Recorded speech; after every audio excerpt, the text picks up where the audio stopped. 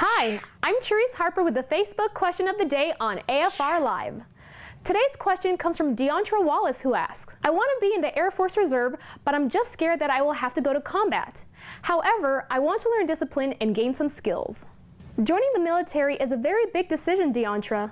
The Air Force Reserve can offer you the experience and training that can also help you in your civilian career.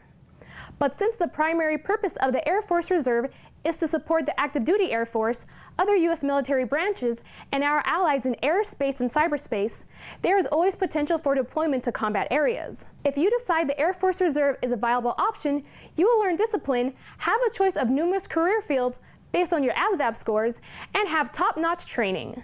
Feel free to speak to our advisors at 1-800-257-1212 for more information. Thanks for watching. I'm Therese Harper, and join me again back here on AFR Live.